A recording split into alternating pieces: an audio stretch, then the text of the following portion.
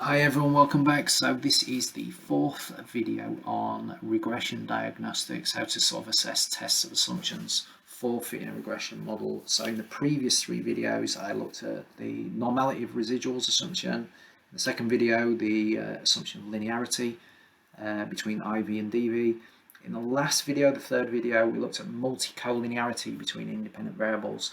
What I'm going to do in this video is focus on what is known as homoscedasticity, which basically I believe is a Greek word that stands for constant variance, essentially. And just as a quick recap, so I'm working with the MT cars dataset. I imported that. That's a data set which has information about 32 models of cars and some different information about their MPG, cylinders, displacement, weight, etc. And I fitted this really basic multiple regression model where we used weight and displacement to predict MPG. And what we found was that weight was a significant predictor of miles per gallon, with heavier cars having lower miles per gallon, so a relationship we'd expect. Okay, so we checked a couple of assumptions so far in relation to this particular data set. What I'm going to do here is focus on the assumption of constant variance, homoscedasticity. So it's a key assumption of regression that the spread of residuals around the regression line is constant along all values of the input independent variables. So when this assumption of constant variance, homoscedasticity, is violating, it's clearly visible on a scatter plot of the residuals. So rather than those residuals being evenly spread above and below the predicted value of the regression line, the data points will be very much, they will have much more variability on some parts of the scale than on others. And as with other assumptions, we can assess constant variance by visualizing the data on a plot and also by using some statistical tests. So commonly used statistical tests for homoscedasticity are the White test and the Bruce-Pagan test. So Bruce-Pagan is probably better when you have a very large data set. We don't in this case, so what I'll do is I'll kind of conduct a White test. But first of all, let's obtain some scatter plots of the residuals to visually assess homoscedasticity. So I'm basically I'm using matplotlib to create a figure, but then I am using statsmodels.graphics.plot_regress_exorg method. Okay, and I'm passing to it the results of our regression model, the variable we're interested in, which is weight, and the figure is going to be equal to fig that we set here essentially.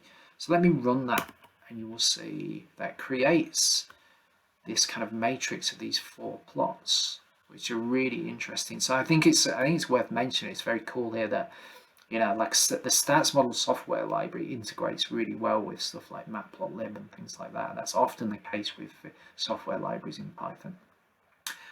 This plot in the upper right is the one we're kind of interested in, really. So it's that little bit of coding in that cell has given us a number of diagnostic plots for weight for that one individual independent variable that we've got in our regression model. The plot in the top right is the one we're interested in for assessing homoscedasticity. And the plot shows weight scores on the x-axis plotted against the residuals on the y-axis. And if our data has constant variance, we'd expect the data points to be evenly spread above and below the y-axis reference set at 0, which is highlighted with a black line. So at this point at 0, we'd expect the spread of data points to be kind of even above and below that line. Okay. And that we'd expect that to be the case all the way along the x-axis scale. When we look at this particular plot, it seems we may have an issue with heteroscedasticity for this variable, as the residuals for lower and higher weight values appear to be mostly above the line, representing positive error terms. So let's look at what I'm saying there. What I'm saying is at these low values, we've got kind of more residuals up here, and same at higher values, we've kind of almost got this weird, we'd expect this to be kind of like even both sides, but it's not the case. So we seem to have we might have an issue with heteroscedasticity with this particular variable. An alternative and simpler way to obtain a residual plot, such as the one there that I've got there for weight, is using the Seaborn resid plot method. So we're just going to do that here. So I'm going to use sns.resid plot. Our x variable is weight and our y variable is mpg, miles per gallon. And if I do plt.show, you can see we get pretty much the same information. And you get the same sort of thing, like these middle values for weight seem to have lower negative residuals. The ones that are kind of the lower values for weight and the higher values that seem to have positive residuals. Okay, so that's the weight variable. We might have an issue with it. Let's look at the displacement variable. That was our second independent variable. So we're going to use the exact same two plots that I just called for weight. This time I'm just passing this displacement. So let's look at that, run that as well. And a similar sort of thing, if we look at this particular plot, it seems like you've got kind of more lower values, more positive residuals, higher values, more positive residuals. We'd expect that because these two variables were correlated, if you remember from the previous videos. We possibly might have an issue with a lack of homoscedasticity with these, a lack of constant variance, probably an easy way to say it, with these two variables. Let's do the Seaborn resid plot as well for this same kind of plot as the one we were just looking at really up here. But you can see same sort of thing. We are seeing this kind of weird. We'd expect these residuals to be roughly scattered above and below the line all the way along evenly, but they're not. Mostly above here, none below, and then in the middle more below than above. Okay, so visual inspection of these independent variables in our models seems to suggest the residuals are heteroscedastic. I think that might be the correct way to say it, and they differ in variability along the scale. We can follow up these visual inspections using the White test. We've got a small data set, so we'll use the White test. And this may help to confirm any concerns we have about heteroscedasticity of our variables. So we're assuming there might be, it might not be, there might not be so bad that it's a problem now.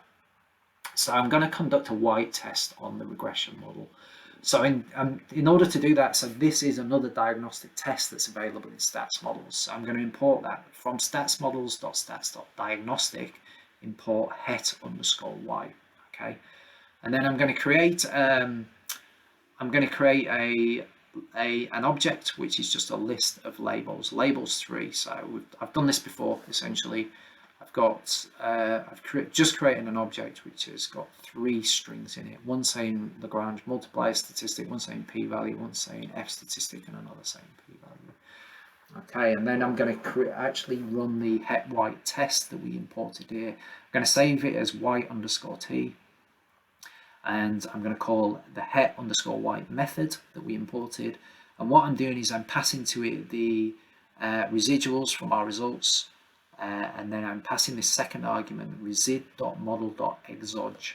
Okay, and then I'm using this lzip function to to basically just print out each of these labels and the White test value associated with it that we're going to get. Okay, so this the kind of res.model.exog is kind of our results. .exog refers to the independent variables essentially in our model. So there we see we've got this printout. I've not rounded these. I guess I could have rounded them so they look a bit neater. But so we've got a Lagrange multiplier, p-value, f statistic, and p-value. So the White test can be interpreted in a similar way to other statistical tests of assumptions. So if the test isn't significant, we don't reject the null hypothesis. In this case, the null hypothesis is that there's no relationship between the residuals of the model and the model independent variables. So when the test isn't significant, the residuals of the regression model have the same variance and are homoscedastic. Okay, so here we can see the output for two test statistics, the Lagrange multiplier and the f-test. Both of those tests are non-significant, and the f-test is the one we'd focus on to assess homoscedasticity. So here we've got an f value of 1.34 and an associated p-value of 0.28. So as I've said previously, there are limitations with statistical assumption tests such as this, but this result seems to indicate that the deviations from a homoscedastic distribution, constant variance in our data, are not so extreme as to violate this assumption. So we kind of looked at these plots.